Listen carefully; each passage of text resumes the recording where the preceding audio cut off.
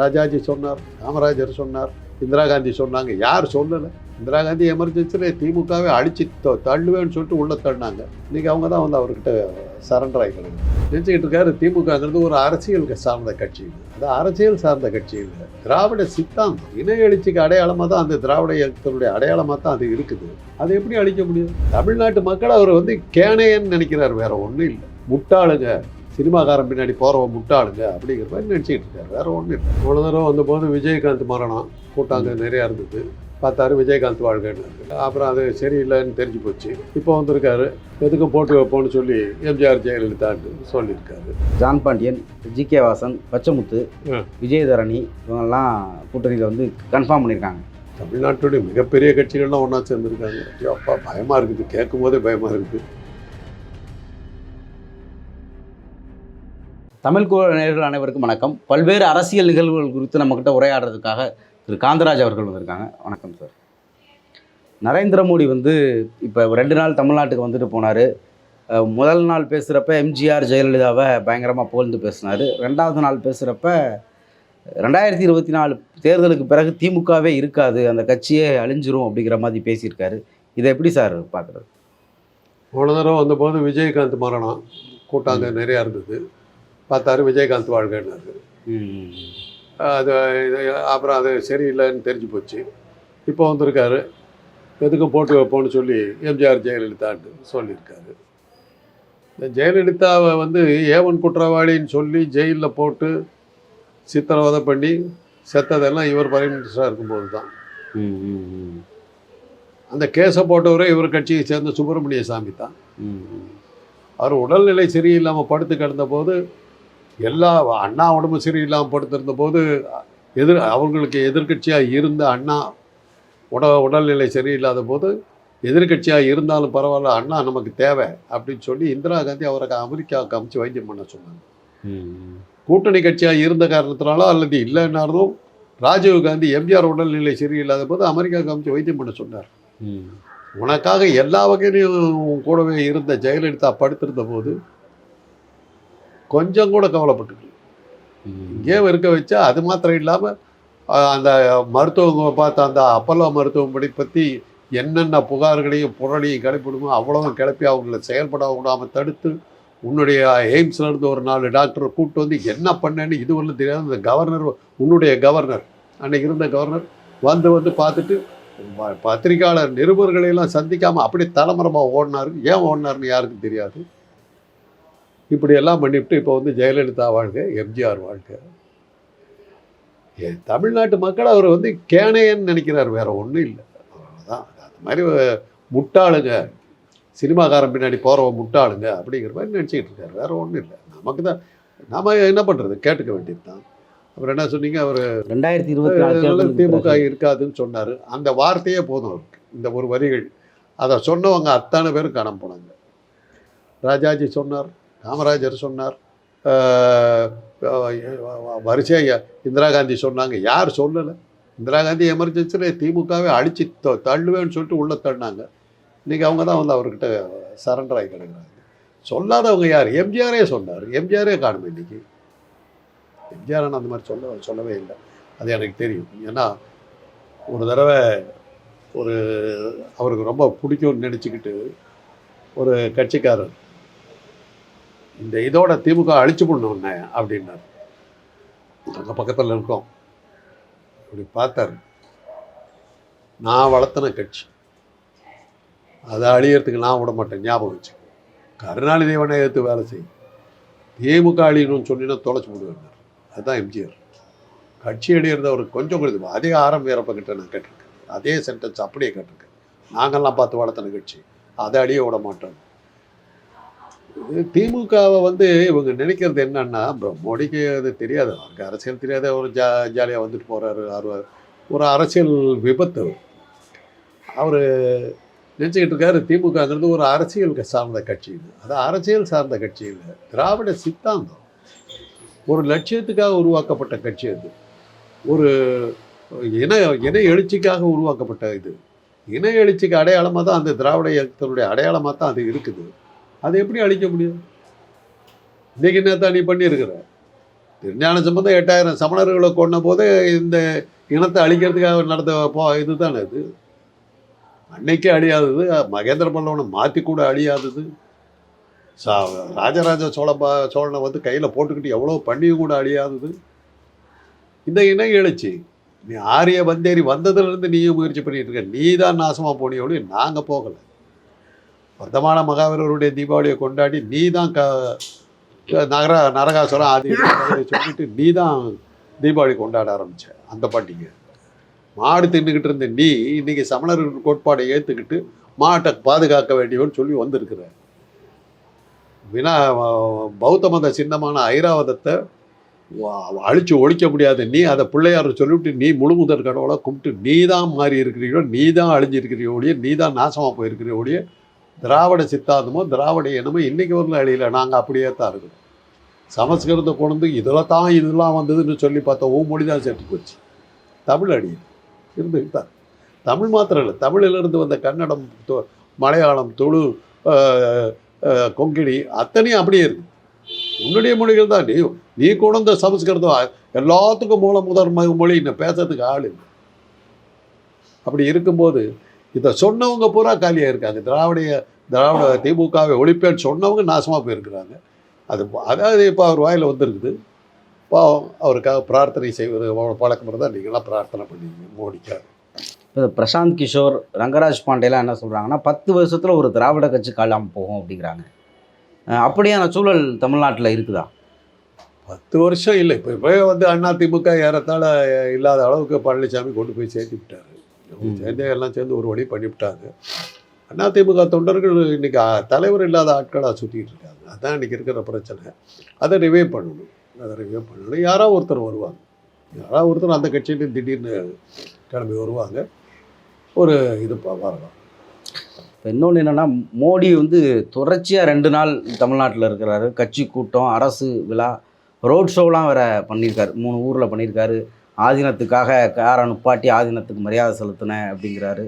இதெல்லாம் வந்து தேர்தல் பிரச்சாரமாகவே மோடி ஆரம்பிச்சு தான் பண்ணுறாருன்னு எடுத்துக்கலாம். தேர்தல் பிரச்சாரம் தான். ஆதித்தத்தை வர சொல்லியிருக்கிறாங்க. அது ஒரு ஷோ. இதெல்லாம் ஏற்பாடு பண்ணுறது தான். ஆர்ட் புச்சுவால்டுன்னு ஒருத்தர், அவருடைய நையாண்டி கட்டுரைகள் மிக பிரபலம்.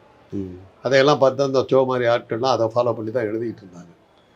அவர் ஒரு தடவை எழுதினார். அதாவது இந்த கம்யூனிஸ்டுகள் எப்படியெல்லாம் பிரச்சாரம் பண்ணுவாங்க, சோவியத்தில் எப்படியெல்லாம் பிரச்சாரம் பண்ணுவாங்கன்னு அது ஒரு காமெடியாக ஒரு கட்டுரை எழுதியிருந்தார். கவர்மெண்ட் கூப்பிட்டாங்க, 3 இடத்துல உனக்கு வேலை என்ன அப்படி. அந்த அந்த அந்த நாட்டை இவர் பிரதம மந்திரி வரும்போது ஒரு இடத்துல நடுவில் குறுக்க நின்று பார்த்தே அவனுங்கிற மாதிரி நின்று ரகலை பண்ணி அவருக்கு பூங்கொத்து கொடுக்கணும்.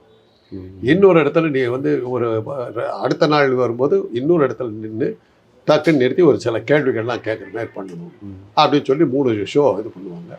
அதே மாதிரி ஒரு கொடுப்பாரு. அந்த கேள்வியெல்லாம் அவங்க எழுதி கொடுத்துருவாங்க. அதையும் அவருக்கும் சொல்லியிருப்பாங்க, அவரை பதில் சொல்லுவார். இதெல்லாம் காலாகாலமாக நடக்குது. ஆதீனத்தை வந்து அன்றைக்கி வர்ற மாதிரி பண்ணி அது ஒரு ஷோ. ஆதீனம் வந்தார் அப்படிங்கிற மாதிரி ஒரு ஷோ. நடிகைகள் யாரும் வரலையா? இந்த முறை யாரும் வரல. இல்லை, ஏன் வழக்கம் அது ஒன்று செய்வாங்களே. ஏன்னா முறை வந்து அவங்க ஆதீனம், கோவில் அப்படி போயிட்டாங்களா. அடுத்த தடவை வரும்போது செய்வார்கள். கவர்ச்சியெல்லாம் அப்புறம் அடுத்தபடியாக இருக்கும்.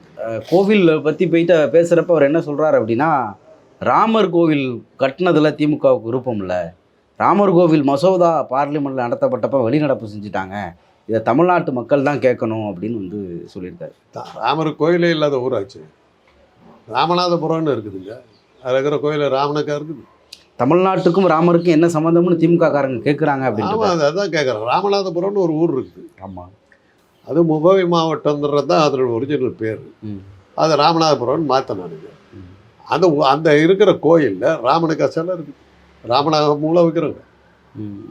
ராமனால் வழிபட்ட லிங்கம் ஈஸ்வரன் லிங்கம் தான் இருக்குது. ஸ்படிக லிங்கம் வச்சு வளர்த்த கும்பிடுறாங்க. ராமனுக்கு எங்கே இருக்குது கோயில்? தமிழ்நாட்டில் எங்கே இருக்குது கோயில்?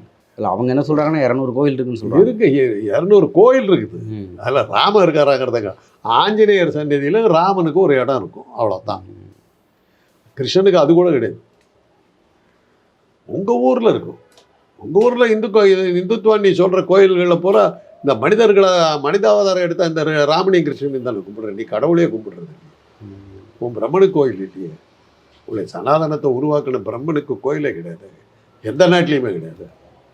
இப்போ எல்முருகன் வந்து இன்றைக்கி ஒரு பேட்டி கொடுத்துருக்காரு. எல்லாரும் வந்து கவனித்து பாருங்கள், நாங்கள் வளர்ந்துருக்கோம், 30% வாக்கு வாங்க போகிறோம் அப்படின்னு பேட்டி கொடுத்துருக்காரு. கரெக்டாக தான் தமிழ்நாட்டில் இந்தியா முழுக்க அவ்வளோதான் வாங்குவோம். இந்தியா முழுக்க 30% வந்தாவே பெரிய விஷயம்தான். வாக்கு எந்திரம் வந்து ஒழுங்காக வேலை செஞ்சதுன்னா அவங்க அந்த 30% கூட கஷ்டம், 3% தான் போவோம். அவ்வளோதான். இப்போ அதிமுககாரங்களும் வந்து பிஜேபி குறித்து நிறைய எதிர்த்து பேச ஆரம்பிச்சிருக்காங்க. அம்மன் அர்ஜுனன் வந்து நாங்கள் ராஜா மாதிரி இருக்கேன், அங்கே போய் ஏன் கூஜா தூக்கணும் அப்படிங்கிறாரு. கோகுல இந்திரா நான் இங்கே ராணி மாதிரி இருக்கிறேன், நான் ஏன் பாஜகவுக்கு போகிறேன் அப்படின்னு சொல்கிறாங்க. இந்த இவங்க எல்லாரையும் பிஜேபி ஆள் பிடிக்க பார்க்குதோ, அதான் எல்லாம் ஒவ்வொருத்தராக பேசுகிறதுலாம் இல்லைங்க. அவங்களுக்கு ஒரு விஷயம் தெளிவாக தெரியும். அவங்க வேறு எதில் தப்பாக இருக்காங்களோ எதில் இருக்காங்களோ இது ஒரு விஷயம் தெளிவாக அவங்க தெரிஞ்சு வச்சுருக்காங்க. தமிழ்நாட்டில் ஒரு ஓட்டு கூட பாஜக போடுவதுன்னு அவங்களுக்கு தெரியுது. அது அத்தனையுமே திமுகவுக்கு போகிறதையும் அவங்க புரிஞ்சுக்கிட்டாங்க. அந்த பெரும்பான்மையான வாக்குகளை வந்து நம்ம வந்து உடைக்கணும், அது அத்தனையும் திமுகவுக்கு போகாமல் குறைக்கணுங்கிறதுக்காக தான் அண்ணா திமுக வந்து எதிர்த்து பேசுகிற மாதிரி பண்ணி அவங்க மூலமாக அந்த வாக்குகளை பிரிக்கிறதுக்காக தான். அதுக்காக தான் விஜயும் வரவழைச்சிருக்காங்க. 2 பேரையும் வரவழைச்சதுக்கு காரணம் தான். ரஜினியை எதிர்பார்த்தாங்க, ரஜினி காலை வாரிட்டார். ரஜினி வரமாட்டாருங்க. அதான் அந்த கோவத்தில் தான் அவருக்கு இருந்த சூப்பர் ஸ்டாரை பிடிங்கி விஜய்கிட்ட கொடுத்து, விஜய் தான் இனிமேல் சூப்பர் ஸ்டார், ரஜினி இல்லை, ஏன்னா எங்களை ஏற்றுக்கிட்டார். ஆனால் அவர் இனிமேல் அவர் சூப்பர் ஸ்டார், விஜய் தான் சூப்பர் ஸ்டார்னா சொல்லி அவரை ஏற்றி விட்டு தேர்தலில் நிற்க, அதாவது ஒரு அரசியல் கட்சியை தொடங்க வச்சு என்னன்னா பாஜக எதிர்ப்பு வாக்குகள் திமுகவுக்கு போகாமல் இவர் பிரிச்சுக்கிற மாதிரி. இந்த தடவை வந்து விஜய் வந்து பார்த்தீங்கன்னா விஜயும் அண்ணா திமுக 2 வந்து இப்போ பாஜகவை எதிர்த்து தான் வேலை பார்ப்பாங்க. என்ன முயற்சிப்பாங்கன்னாக்கா திமுக விட பாஜகவை எதிர்ப்பதில் நாங்கள் தான் தீவிரம் காட்டுகிறோம் அப்படின்னு காட்டுறதுக்காக அதை காட்டி அவங்களுக்கு வர்ற 100% ஓட்டில் ஒரு 10%, 5% இவங்க வாங்கிறதுக்கு எல்லாம் பண்ணுவாங்க. அதுக்கு இவ்வளோ கஷ்டப்படுறாங்க. அப்போ அதிமுகவினர் வந்து இவ்வளவு தீவிரமாக பாஜக எதிர்ப்பு பேசுறதுக்கு காரணம் நாங்கள் தான் பிஜேபி எதிர்ப்பில் தீவிரமாக இருக்கோம் அப்படின்னு காட்டி அந்த எதிர்ப்பு வாக்குகளை இவங்க வாங்கிக்கிறது திமுக போகும். பாஜக எதிர்ப்பு வாக்குகள் அப்படியே திமுகவுக்கு போகுதுங்க. அதை குறைக்கிறதுக்காக தான் இவ்வளோ வேலை. ஆனால் இன்னைக்கு வைகை செல்வன் வந்து எடப்பாடி பழனிசாமியை பார்த்துட்டு என்ன சொல்கிறாருன்னா, காங்கிரஸுக்கு கூட்டணி பேச்சுவார்த்தையில் ஏற்பட்டிருக்கக்கூடிய கசப்புக்கான மருந்து அதிமுக இருக்குது, அவங்க வந்தால் நாங்கள் அந்த மருந்து கொடுக்க தயாராக இருக்கோம் அப்படின்னு சொல்லியிருக்காரு. டெஸ்பரேட்டுன்னு வாங்க இங்கிலீஷில், எதையாவது பண்ணி சமாளிக்கணும்னு. அதுக்கு அந்த பேச்சு தான் டெஸ்பரேட். என்ன பண்ணுறதுன்னு தெரியல. நீங்களாவது கை கொடுங்க, காங்கிரஸ்காரர்களை நீங்களாவது கை கொடுங்க, நாங்கள் ரெடியாக இருக்கோங்க, எங்களுக்கு யாராவது கை தூக்கி கொடுங்க. முழுக போகிறது ஒரு துருப்பு கிடைச்சா கூட பிடிச்சிக்கிட்டே ஏறலான்னு பார்க்குறேன்.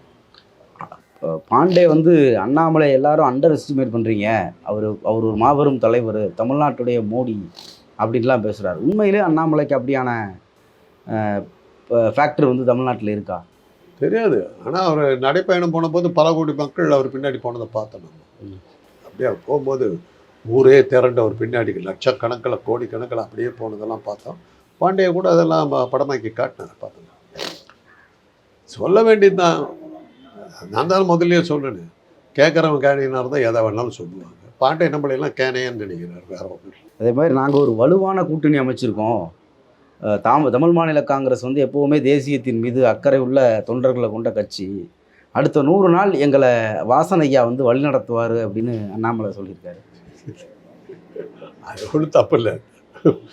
அந்த வாசனையாக இருக்கிற கட்சிக்கு பேர் தமிழ் மாநில காங்கிரஸ். அதை உருவாக்குன ஒரு பேர் வந்து மூப்பனார்னு நினைக்கிறேன். கரெக்டாக ஜி.கே. மூப்பனார் எதுக்காக தமிழ் மாநில காங்கிரஸை உருவாக்கினார் தெரியுமா உங்களுக்கு? அகில இந்திய காங்கிரஸோட முரண்பட்டு. எதனால் முரண்பட்டார்னு தெரியும்? அது தெரியல, நீங்கள் சொல்லுங்கள். நரசிம்மராவ் வந்து இந்த ஜெயலலிதாவோட கூட்டணி வச்சார், கடுமையாக எதிர்த்தார் மூப்பனார். கூட்டணி வைக்கக்கூடாதுன்னு நீ என்ன சொல்கிறதுன்னாரு நரசிம்மராவ். உடனே தான் காங்கிரஸ் இருந்து வேலைக்கு தமிழ் மாநில காங்கிரஸ் எடுத்து ஜெயலலிதாவுக்கு அகேன்ஸ்டாக நின்று திமுகவோட கூட்டணி சேர்ந்து தான் அவர் வந்தார். அவருடைய மகன் திடீர்னு உள்ள வந்தார். அதே எந்த இதுக்காக எதிர்த்து இந்த தமிழ் மாநில காங்கிரஸை மூப்பனார் உருவாக்குனாரோ அந்த கட்சியோடவே கூட்டணி வச்சார். காங்கிரஸே சேர்ந்தார், இது சேர்ந்தார், அதிமுகவோட சேர்ந்தார். மூப்பனார் திட்டவட்டமாக ஒரு விஷயத்த சொன்னார், எந்த இதை விட எல்லாத்த விட மிக ஆபத்தானது மத தீவிரவாதம். அதை கொண்டு வர்றவங்களும் நம்ம அதை ஒழிச்சே ஆகணும், அது தமிழ்நாட்டுக்குள்ளார வரக்கூடாதுங்களா அவர் தீவிரமாக இருந்தார். இன்றைக்கி அந்த பாஜக கூட போய் சேர்ந்திருக்காரு. இவர் தமிழ் மாநில காங்கிரஸ் இன்னும் பேர் வச்சுக்கிட்டு இருக்காரு. அவருக்கு வாழ்த்து தான் சொல்லணும். உங்கள் அப்பா அவருடைய ஆத்மா கிட்ட நீங்கள் போய் கும்பிட்டுருங்க, அதுதான் நல்லது. இப்போ வந்து இந்த மோடி வருகை அப்போ கூட்டணி கட்சிகள் எல்லாம் கூப்பிட்டுருந்தாங்க. ஜான் பாண்டியன்லேருந்து பச்சைமுத்து பாரிவேந்தர்லேருந்து தமிழ் மாநில காங்கிரஸ் விஜயதரணி வரை கூட வந்தாங்க. ஆனால் ஓபிஎஸ்ஸை வந்து இங்கே எங்கேயுமே காணும். எல்லாம் வந்தாங்களா அவங்கெல்லாம்? அவங்க இந்த கூட்டணி மேடைக்கு ஓபிஎஸ் வரல. இல்லை இவங்கெல்லாம் வந்தாங்களா? இவங்கெல்லாம் வந்தாங்க, மேடையில் இருந்தாங்க. யார் யார்? ஜான் பாண்டியன், ஜி.கே. வாசன், தேவநாதன், பிறகு வந்து பச்சைமுத்து, விஜயதரணி, இவங்கெல்லாம் கூட்டணியில் வந்து கன்ஃபார்ம் பண்ணியிருக்காங்க. தமிழ்நாட்டுடைய மிகப்பெரிய கட்சிகள்லாம் ஒன்றா சேர்ந்துருக்காங்க. ஐயோ அப்பா, பயமாக இருக்குது, கேட்கும் போதே பயமாக இருக்குது. இந்த மாதிரி தலைவர்கள் உங்கள் பக்கம் இருக்காங்களான்னு ஒரு யாருக்கிட்ட இருப்பாங்க? எப்படி இருப்பாங்க இந்த மாதிரி தலைவர்கள்லாம்? பாரிவேந்தர் போன தடவை திமுகவில் தான் இருந்தார். ஆமாம் ஆமாம், இந்த தடவை இதுக்கு போயிருக்கிறாரு. ஆனால் பெரிய பயங்கரமான தமிழ்நாட்டை மாத்திரம் இந்தியாவை உழுக்கக்கூடிய தலைவர்கள் இல்லை இவங்கெல்லாம். பாரிவேந்தர் எம்பியாக இருந்தார் தெரியுமா? இப்போ எம்பி தான் அவர். இப்போ எம்பி தான். அது உதயசூரியன் எம்பி அவர். உதயசூரியன் ஜெயிச்சு இப்போ இந்த சின்னத்துக்கு போயிருக்காரு. சீசன் மாறுவார், அவ்வளோதான். அவங்களுக்கு என்னென்னா அங்கே எப்படியும் ஆட்சிக்கு அவங்க வந்துடுவாங்க. அவரை பொறுத்தவரை அவருடைய கட்சியை காலேஜை காப்பாற்றணும். ஏசி சண்முகம் அவருடைய காலேஜை காப்பாற்றணும். ஜான் பாண்டியனுக்கு ஒரு அடையாளம் வேணும். அவரெல்லாம் வீட்டில் உட்காந்துருந்தார், கூப்பிட்டு தூங்கிக்கிட்டு வந்து ஒரு தட்டி எழுப்பி கூப்பிட்டு வந்திருக்காங்க. நாங்கள் ஒரு கட்சியை சேர்த்துறோம், கொஞ்சம் வாங்க 2 மேடையில் பேசிட்டு போங்கன்னு. இவ்வளோ நாள் அவர் ஜான் பாண்டியன் என்ன பண்ணிட்டு இருந்தார்? ஏதாவது கட்சி நடத்தினாரா? இல்லை. ஏன் கிருஷ்ணசாமி விட்டாங்க? அவர் விலகி போயிட்டார். அவரை போன சட்டமன்ற தேர்தல் அப்போ என்கேஜ் பண்ணலை அப்படிங்கிறதுனால இந்த முறையும் வேண்டான்னு விட்டாங்க. அது தேமுதிகலாம் சரி, அவங்களாம் இன்னும் வரல. தேமுதிகவுக்கு வந்து நீங்கள் அவங்க சுலபமாக வர மாட்டாங்க. இலவசமாக எந்த நிகழ்ச்சியும் அவங்க நடத்த மாட்டாங்க. விஜயகாந்துக்கு சினிமாவுக்கு எவ்வளோ கொடுத்தீங்களோ அது மாதிரி ஏதாவது ஒரு இலவச நிகழ்ச்சி வந்து தேமுதிக பிரபலத்தை நடத்த மாட்டாங்க. அதே மாதிரி தான் பாமக. அவங்க அது ரெண்டும் வரணும், அதெல்லாம் வந்துடும். இல்லை, இப்போ பாமக வந்து பாஜக பக்கம் வரும்னு சொல்கிறீங்களா? ஆமாம். ஆனால் அதிமுகவிலேருந்து சி.வி. சண்முகம் 2 முறை போய் பார்த்துருக்காரு. அவன் ஜாதி அடிப்படையில் போய் பார்த்துருக்காரு. அவங்களே சொல்லிப்பாங்க, வேணாங்க எல்லாரும் ஒன்றா சேர்ந்தோம்னா சரியாக வராது, நாங்கள் அந்த பக்கமே போய்க்கிறோம், ஒரிஜினலுக்கே போய்ட்றோம். என்னத்துக்கு நீங்கள் செகண்ட் கிரேடு தானே, நாங்கள் மூல விக்கிரகத்துக்கிட்டே போய்ட்றோன்னு போகிறாங்க. உற்சவமூர்த்தி வாடாட்டுறாங்க. 2 ஒன்று தானே. பழனிசாமி தலைமையில் இருக்கிற அதிமுகவும் பாஜக எல்லாம் ஒன்று தான். அங்கே போனால் என்ன, இங்கே போனாங்க, எல்லாம் ஒன்று. இப்போ அவன் ஓபிஎஸ்ஸை கூப்பிடவே இல்லையே சார்? பாஜக ஓபிஎஸ் கூட தானே இங்கே இருக்காரு, கட்சிக்காரர் தானே, அவரை கூப்பிட வேண்டிய அவங்களுமே கூட்டணியை தானே கூப்பிட்டீங்க. கட்சியிலே இருக்கவங்களை எப்படி கூப்பிடுவீங்க? அவர் கட்சி கூட்டமில்ல கூட்டத்தில் போய் கலந்துக்கிட்டு இருக்க வேண்டியது தானே. கூட்டணி தலைவர்னு கூப்பிடுவோம். இவங்கெல்லாம் இன்னும் கட்சின்னு ஒன்று வச்சுக்கிட்டு இருக்காங்க, வர்றாங்க. ஓபிஎஸ் கிட்ட தான் உண்மை இல்லையே, தனியாக தான். அவரும் அதான் சொல்லியிருக்காரு, நாங்கள் பாஜக எங்கள் வீடு, எல்லாரும் பங்கு வச்சு சாப்பிட்டு போக மீதியெல்லாம் எங்களுக்கு தான் அப்படின்ட்டு இருக்காரு. அதை விட்டா அதான் எச்சலையை போட்டு எச்சலையை எடுக்கிறேன்றாரு. அதுக்கு அதான் அர்த்தம். சாப்பிட்டு போட்டு மிச்சம் எதில் இருக்கும்? எச்சலைகள் தான். விருந்தாளிகள் தான் பரிமாறப்படும். விருந்தெல்லாம் போட்டு மிச்சம் அவர் தான் இந்த எச்சலை எடுத்துக்கோனாங்கன்றாரு. அசிங்கமாக இருக்குது பேச்சை கேட்கும்போது. அவருக்கு ஓபிஎஸ் கட்சியெல்லாம் ஒன்று நடத்தி பிரயோஜனம் பண்ணிங்க. அவருக்கு நீங்கள் போய் சிம்மாசனத்தில் 3 தடவை உட்கார வச்சாங்க. உட்கார முடியாமல் கீழே விழுந்த ஆளாச்சு. அவரை வச்சுட்டு என்ன பண்ணுங்க? என்ன தன்னை நிலைநிறுத்துக்கிறதுக்கு என்ன நடத்திக்கிட்டு இருக்காரு அவர்? சசிகலா முறைச்சிக்கிட்டு போய் சத்தியம் பண்ணிடுறத தவிர வேறு என்ன இருக்குது? ஜாதி பின்னணி உள்ள ஆள், தொகுதி உள்ள ஆள், எல்லா இதுவும் இருந்தும் எதுக்கு பயந்தாருன்னு தெரியல. ரெட்ட நாயனத்தில் ஒத்து நாயனமாக மாறிட்டார். அவ்வளோதான். அவர் வந்து அவருடைய பின்னணிலாம் இவ்வளவு இருக்கிறதுனால பிஜேபிக்கே பயந்துருக்க வேண்டாம்னு சொல்கிறீங்களா சார்? ஆமாம், அவர் எவ்வளோ பண்ணியிருக்கலாமே. துணிச்சல் இல்லையே, கட்சி நடத்துறதுக்கான துணிச்சல் இல்லையே, தைரியமும் இல்லையே, அதுக்கான ராஜதந்திரமும் இல்லையே. நாயனை வச்சுக்கிறது ஒத்து போன்னு உட்காந்துட்டு இருக்காரு. இப்போ வந்து ரெட்டலை எங்களுக்கு தரணும்னு கேஸ் போட்டிருக்காங்க. அது சும்மா இப்போ பேர் வரணும் இல்லை. சபாநாயகராக பார்த்தாரு, இருந்தாலும் வச்சுக்கிட்டு என்ன பண்ண போகிறோம்னு சொல்லிட்டு சீட்டு மாற்றி போய் உட்கார பின்னாடிட்டார், போயிட்டார். அவ்வளோதான். சொன்ன இடத்துக்கு போயிடுவார். அந்த வகையில் பன்னீர்செல்வம் ரொம்ப ஒபீடியன்ட் மேன். உட்காருனா உட்காராரு, எந்திரினா போயிட்டுன்னா போயிடுவார். குத்திக்கிட்டு அடிச்சுக்கிட்டு அழுவுனாக்கா அழுவார், எல்லாம் பண்ணுவார். அவராக சுயமாக எதுவும் செய்ய மாட்டார். 3 தடவை ஒரு பதவியில் உட்கார வச்சு இருக்கிறதுக்கு யோகிதெல்லாம் போன ஆள் அரசியலுக்கு ஏங்க இருக்கார்? என்ன ஏதாவது ரைடு கைடு வராமல் பார்த்துக்கிட்டு உட்காந்துருக்கு தவிர வேறு என்ன? பழனிசாமி சரி, பன்னீர்செல்வம் சரி, வேறு என்னத்துக்கு லாய்க்கு அவங்க?